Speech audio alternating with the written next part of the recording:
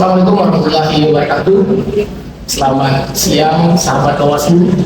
Kembali lagi kita bertemu pada podcast optimis Bawaslu Kota Pariaman. Obrolan seputar pengawasan partisipatif, maju dan inklusif.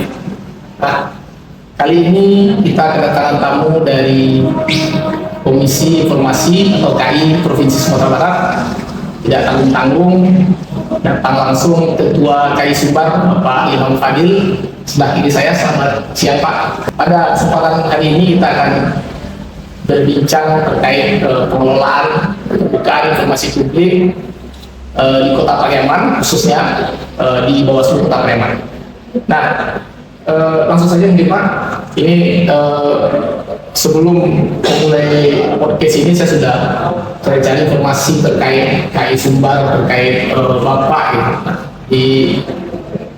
Di ringkasan ini saya temukan berdasarkan informasi terbaru pada Februari 2006, Bapak Ilham Fadil menjabat sebagai Ketua Komisi Informasi Sumbar, menggantikan Bapak Lutfira yang mengundurkan diri untuk menjaga soliditas lembaga. Nah, ini luar biasa ini Pak, boleh diceritakan Pak?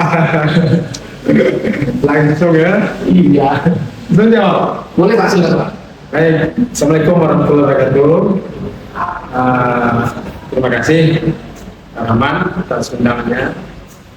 Bagi saya ke Bawaslu ini salah satu yang favorit, karena bagaimanapun juga Bawaslu sebagai lembaga atau badan publik sudah memperlihatkan komitmen atau mengukuhkan diri sebagai lembaga yang informatif.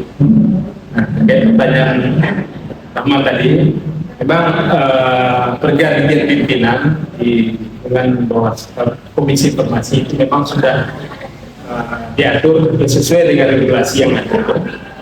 Jadi dalam tata tertib yang disepakati para komisioner periode 2004-2008, memang pergantian pimpinan itu 2 tahun bertahun,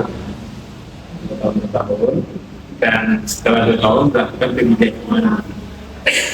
Tidak dalam pemilihan yang kedua, Bapak menyepakati memberikan amanah kepada saya, kemudian wakil kepada pemenang. Itu memang sudah sesuai regulasi yang tata tertib yang disepakati oleh para komisioner sejak awal 2004 ketika kita menyepakati membuat tata tertib tersebut. Itu yang kita jalankan. Jadi ini bukan ada apa-apa, tapi memang sudah menjadi kesepakatan bersama bahwa 2 tahun bertahun pimpinan DKI itu dilakukan pemilihan. Nah, memang untuk regulasi kemudian ada keluar peraturan Komisi Informasi 1 tahun 2004 mengatur jabatan ketua itu 4 tahun. Nah, itu kan tidak, namun ini tentu tidak bisa berlangsung, sehingga kita tetap mengacu kepada tata tertib yang sudah kita sepakati. Itu Ya, baik. Jadi memang prosedural ya, memang luar biasa nih komitmen pimpinan KI Sumbar ini. Kemudian ini terkait Bapak Fadil ini cukup banyak bisa baca nih Pak. Di berita Angkat Sumbar saya baca, Ilham Fadil meraih suara terbanyak dalam pemilihan PWI Padang, Pariaman dan Kota Pariaman ya Pak. ya. Masa bakti 2006-2009 ini baru Pak. Ya baru. Nanti Kota Pariaman kan kami belum dilantik. Belum nanti ya. Karena Pak. Gimana Pak ceritanya Pak? ya memang kalau secara regulasi kan tidak ada larangan bagi komisioner informasi untuk berorganisasi, apalagi organisasi yang profesi. Kalau PWI kan organisasi profesi. Nah, kemudian beberapa komisioner memang aktif berorganisasi, mulai dari PWI, Sumbar, KI, PBDI, bahkan juga beberapa organisasi lain seperti lembaga Dakar. Tidak ada larangan. Sehingga kita memang dari awal, saya pribadi kan sudah berkiprah juga di DPRD sebagai pemimpin redaksi. Saya sudah mundur karena bagi saya kerja di Komisi Informasi itu kan penuh waktu, bukan paruh waktu. Tapi di organisasi tidak ada masalah. Dan saya sudah 2 periode menjabat sekretaris PWI Pariaman dan Nah, pada musda kemarin, konferensi kemarin, kawan mendorong agar saya maju menjadi ketua dan muda, kawan memberikan suara mayoritas kepada saya untuk memimpin dari Pareman Prode 2026-2029. Nah, ini saya pikir salah satu juga bentuk pengabdian dan ini dari irisan tugasnya sebagai pengawal atau penyampai tidak. Kami juga memastikan informasi di badan publik sampai ke masyarakat. Ini tugas PWI jurnalis dengan kayak itu tidak berbeda. Sejalan. Itu benar ya? Sekarang menjaga sendiri. Ya, ini ganti ya? belum. Soalnya bulan depan. Baik Pak, ini sahabat Bawaslu, ada beberapa pertanyaan yang ingin saya tanyakan Pak. Ya. Nah, pada Undang-Undang 7 tahun 2017 itu kan Bawaslu merupakan badan pengawas pemilu yang diamanahkan untuk mengawas seluruh tahapan pemilu Pak. Sementara ternyata di sisi lain ada undang-undang lain yang mengatur pada Undang-Undang KIP itu, Undang-Undang 14 tahun 2008 mengatur bahwa Bawaslu juga merupakan badan publik, di mana badan publik harus setidak-tidaknya itu bisa mengelola layanan informasi publik. Nah, saat ini Bawaslu tengah mendorong lembaga-lembaga lain di sekitarnya untuk ikut menjadi informatif Pak. Ini merupakan program Bawaslu Kota Pariaman sebelumnya dalam pengelolaan informasi publik. Seperti sekolah, beberapa sekolah sudah ada yang mengajukan untuk melakukan pendampingan PPID-nya Pak. Sudah ada yang minta pendampingan langsung ke Bawaslu Kota Pariaman. Nah, saya minta pandangan Bapak ya, bagaimana menurut Bapak terkait langkah-langkah yang sudah dilakukan dan yang akan dilakukan Bawaslu ini dalam berkolaboratif dengan badan publik di Kota Pariaman. Silakan Pak. Ya, sebagai badan publik, Bawaslu Pariaman, terutama dalam model yang dilakukan oleh Komisi Informasi, memang Bawaslu Pariaman kan luar biasa. Sudah 4 kali kalau saya, 21 lalu, kemudian formatif sudah 7 kali, 8 kali saya tidak ingat karena Bawaslu Pariaman konsisten sejak beberapa tahun terakhir selalu informatif dan menaik Sistem yang sudah besar lah. ya. Nah, ini tentu menjadi sebuah challenge atau tantangan tersendiri bagi Bawaslu. Bagaimana itu bisa ditularkan ke badan publik yang ada di sekitar atau di Pariaman. Karena sebagai badan publik yang informatif, itu setidaknya Bawaslu mampu memberikan dampak di lingkungannya. Sehingga lahirlah program dari Bawaslu Sumbar yang juga kami dorong bersama dengan Bawaslu Sumbar, Bawaslu Berdampak. Nah, tahun lalu ya Pak? Ya, tahun lalu itu langsung dilaksanakan oleh Bawaslu Pariaman, sehingga beberapa badan publik yang ada di Pariaman seperti RSUD Yamin, kemudian KPU Pariaman, nah itu didampingi oleh Bawaslu Pariaman dan hasilnya memang luar biasa, nampak perubahannya. Bawaslu KPU dari peringkat 19 jadi nomor 3, itu luar biasa sekali. Kemudian terjamin dari yang sebelumnya tidak masih cukup besar, jadi peringkat 3 juga besar. Nah, bagi saya itu sebuah prestasi tersendiri sebagai badan publik. Bawaslu sudah mampu memberikan dampak positif terhadap keterlibatan informasi publik, akan mendorong badan publik lainnya untuk informatif. Karena bagaimanapun juga ketika kita sudah mapan, kita tidak boleh egois. Kita pikirkan juga lingkungan, bagaimana kita bisa berdampak atau bermanfaat bagi badan publik yang ada di sekitar kita. Nah, saya tentu berharap kegiatan ini atau kampanye ini terus berlanjut. Kalau kemarin KPU rumah sakit, tahun ini barangkali bisa sekolah atau badan publik yang lain seperti Basnas, karena Basnas berada persis di depan kantor Bawaslu. Nah, kita selalu mendorong itu. Bahkan ini menjadi penilaian tersendiri bagi kami ketika melaksanakan model. Apakah badan publik tersebut mampu berinovasi atau berkolaborasi, bersinergi dengan badan publik yang lain, itu mendorong menjadi informatif. Nah, saya pikir Bawaslu Pariaman sudah melakukan itu dan hasilnya juga sangat bagus.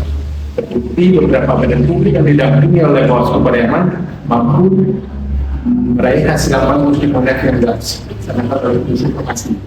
Nah, ini tentu menjadi tantang agar Bawaslu terus melakukan hal-hal yang sudah bagus kemudian konten ditingkatkan.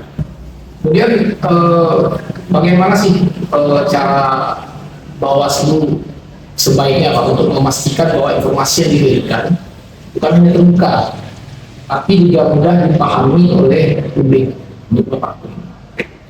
Ya, kalau kita melihat khusus untuk Bawaslu, termasuk Bawaslu Pariaman, saya pikir ini sudah ada semacam atmosfer yang sangat positif dalam menyajikan informasi. Pertama, kalau saya monitor itu di media sosialnya, Bawaslu aktif bahkan melakukan konten-konten yang menyampaikan pesan-pesan tentang agenda program, tapi dengan bahasa atau cara yang sangat mudah dipahami. Maksudnya dengan memproduksi konten yang menarik, lucu, tapi tanpa meninggalkan esensi dari pesan yang disampaikan. Tapi itu positif sekali, karena dalam regulasi Undang-Undang Informasi Publik Undang-Undang 14 tahun 2008 itu disampaikan bahwa badan publik wajib membangun dan mengembangkan PPID, wajib menyampaikan informasi tanpa diminta. Nah, tentu dengan bahasa yang sederhana, yang mudah dipahami, tepat waktu dan juga berbiaya ringan. Nah, dalam konteks bahasa sederhana, tentu tidak harus dalam bahasa yang kaku, penyampaian kaku, tapi juga dalam program video yang menarik, sehingga masyarakat tertarik untuk menonton atau mengikuti pesan yang kita sampaikan. Nah, Bawaslu saya pikir sejauh ini sangat bagus dalam menyampaikan pesan-pesannya melalui bahasa-bahasa yang mudah dipahami oleh masyarakat. Bahkan kalau bisa lakukan dengan bahasa Minang. Ini lebih bagus lagi, karena bagaimanapun juga informasi itu bagus atau pesan yang kita sampaikan efektif kalau mudah dipahami. Jangan sampai dengan bahasa yang kaku, bahasa formal. Termasuk kemarin juga saya mendorong BPS untuk melakukan edukasi kepada masyarakat, terutama terkait dengan bahasa statistik. Bahasa statistik itu sangat sulit dipahami oleh masyarakat awam. Jangankan masyarakat awam, barangkali kita sendiri mungkin belum memahami bahasa statistik itu secara keseluruhan. Sehingga saya mendorong kemarin kepada statistik agar dilakukan penyederhanaan bahasa dalam menyampaikan atau menyajikan informasi kepada masyarakat. Nah, Bawaslu dalam hal ini, hari ini saya saksikan di media sosial ini sudah melakukan itu, sehingga mudah-mudahan pada publik yang lain menjadi terpengaruh untuk mengikuti hal yang sama. Bagaimana informasi ini bisa dipahami oleh masyarakat dengan mudah. Jadi informasi bukan hanya disajikan ya, tapi harus sampai pesan-pesannya kepada masyarakat yang mendengar. Baik, kemudian Pak, menurut Bapak nih apa tantangan terbesar dalam menjaga konsistensi terbuka ini? Nah, karena kan Pak, sebagaimana yang Pak bilang tadi, Bawaslu Kota Pariaman cukup konsisten ya sejauh ini dalam penilaian KI Super. Nah, apa sih triknya Pak untuk menjaga konsistensi ini Pak? Ya, yang pertama tantang terbesar kita itu tentu saja soal budaya birokrasi. Budaya birokrasi kita harus kita akui. Itu sebagian besar memang mindset atau pola pikir dari sebagian dari aparatur kita memang masih menganggap informasi yang dikuasai oleh badan publik itu adalah milik mereka. Sebetulnya informasi yang ada di badan publik itu nyaris 100% adalah informasi publik, dan itu bisa diakses dan boleh diberikan. Nah, itu yang harus kita rubah pola pikir dari aparatur untuk pejabat publik, bagaimana informasi ini bukan milik mereka, tapi milik masyarakat. Ketika pemiliknya menanyakan atau meminta informasi itu harus diberikan. Nah, itu pertama tantangan terbesarnya adalah budaya birokrasi. Budaya ini harus kita pahami. Kemudian juga soal SDM, tingkat SDM aparatur kita, terutama yang menyimpan atau memampu PPID. Nah, bagaimana ini perlu di-upgrade, diberikan peningkatan kapasitas. Nah, ini tentu berkaitan dengan anggaran dan juga komitmen dari pimpinan. Kenapa Bawaslu Pariaman bisa bagus dalam pengelolaan informasi? Karena ada kementerian pimpinan. Jadi tanpa kementerian pimpinan mustahil lembaga itu akan terbuka, mustahil lembaga itu akan informatif. Kita melakukan podcast ini kan karena ada perintah pimpinan, ada program yang didukung oleh pimpinan. Betul. Nah, termasuk juga dalam menyampaikan informasi, mengelola informasi, melayani masyarakat dalam pemenuhan informasi. Waktu minumnya Pak Kupi aja ya. Nah, makanya itu tidak terlepas dari SDM pimpinan. Bagaimana agar SDM pimpinan itu kita tingkatkan itu dengan melakukan peningkatan kapasitas, memberikan edukasi. Nah, itu konsekuensinya itu anggaran. Peningkatan kapasitas, edukasi, workshop, pelatihan, nah, itu harus dilakukan secara berkelanjutan bagi badan publik, bagi PPID. Syukur-syukur kalau bisa seluruh aparatur yang kita libatkan, kita berikan pemahaman tentang keterbukaan informasi publik, sehingga budaya-budaya lama itu bisa diganti dengan ya budaya keterbukaan, transparansi. Nah, kemudian tentang yang tak kalah banyak tentu persoalan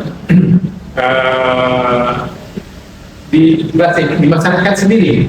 Bagaimana masyarakat ini memahami hak dan kewajibannya. Saat ini memang harus kita akui keberadaan Undang-Undang 14 tahun 2008 bukan ketika begitu masih minim dipahami oleh masyarakat. Nah, ini tantangan bagi kita bagaimana publik, terutama bagi Komisi Informasi sendiri, bagaimana ini bisa kita sampaikan kepada publik, kita sampaikan kepada masyarakat bahwa hari ini sudah ada undang-undang keterbukaan informasi publik yang menjamin hak masyarakat dalam memperoleh informasi. Nah, ini harus dipahami, ini harus kita sosialisasikan terus-menerus agar mereka melek mengetahui hak mereka, bahwa apapun yang ada di badan publik bisa diakses, bisa mereka peroleh. Tapi hari ini kan masih banyak yang belum tahu. Bahkan jangankan masyarakat, pejabat publik sendiri masih banyak yang belum tahu tentang keberadaan informasi undang-undang keterbukaan informasi publik. Nah, saya pikir ini yang paling besar, paling berat. Karena kita mengedukasi masyarakat bahwa memang negara menjamin hak masyarakat dalam memperoleh informasi. Di sisi lain, undang-undang ini juga mewajibkan badan publik untuk membuka akses informasi pada masyarakat. Nah, jadi dia sejalan antara hak dan kewajiban terkait keterbukaan informasi publik, karena badan publik dan masyarakat itu harus saling mengetahui. Sehingga ketika permintaan informasi ke badan publik itu ada mekanisme yang diatur berdasarkan undang. Nah, kalau kita tidak paham, itu akan sulit kita menjalankan mekanisme sampai ke tahapan sengketa informasi nanti. Makanya di pegel kayu sumber itu saya lihat publik harus tahu gitu ya Pak. Ya. Sekarang itu ya. Baik Pak, ini pertanyaan terakhir kita berdua Pak sebelum kita akhir podcast ini. Nah, kira-kira Pak, apa pesan yang ingin Bapak sampaikan kepada masyarakat agar tidak ragu untuk mengetuk pintu Bawaslu dengan mencari informasi yang berkaitan dengan pemilu? Ya, memang Bawaslu sebagai badan publik dari hasil komisi informasi itu kan sudah informatif. Nah, badan publik yang sudah informatif bisa saya pastikan sudah memiliki tata kelola yang bagus soal informasinya. Jadi masyarakat tidak boleh ragu ketika ingin menginginkan informasi seputar pemilu, silakan datang, sampaikan permintaan informasi secara tertulis ataupun tidak tertulis. Tapi ketika informasi itu diminta, petugas jadi wajib mencatatnya, menuangkan dalam berita acara. Nah, masyarakat yang belum paham silakan datang ke Bawaslu dan bisa mengakses apapun informasi yang ada di badan publik di Bawaslu, karena hampir 100% informasi yang ada di Bawaslu itu informasi terbuka, tidak satu pun yang dikecualikan, kecuali memang beberapa informasi yang diatur dalam undang sebagai informasi yang dikecualikan. Tapi pada dasarnya seluruh informasi pemilihan yang ada di Bawaslu itu adalah informasi terbuka yang bisa diakses oleh masyarakat. Nah, masyarakat harus proaktif menanyakan, meminta, mengawasi, termasuk dalam pengelolaan negara. Nah, Bawaslu saya pikir sudah sangat transparan, sangat terbuka terhadap informasi yang diinginkan oleh masyarakat. Tidak hanya memberikan atau membuka, tapi juga menyajikan dalam wadah yang sangat-sangat benar. Saya pikir masyarakat harus bersyukur Bawaslu Pariaman sudah sangat informatif dan bisa menjadi leader atau pilot project bagi badan publik yang lain untuk mewujudkan tata kelola informasi di badan publiknya masing-masing. Baik Pak, saya pikir cukup sangat informatif, sangat edukatif podcast kita pada hari ini terkait pembukaan informasi publik. Makasih banyak Pak. Dan mungkin kembali dengan podcast-podcast selanjutnya di Bawaslu Kota Palembang. Baik, sahabat Bawaslu, demikian podcast kita bersama Ketua KI Sumbar terkait pengelolaan layanan informasi publik khususnya untuk Bawaslu Kota Palembang.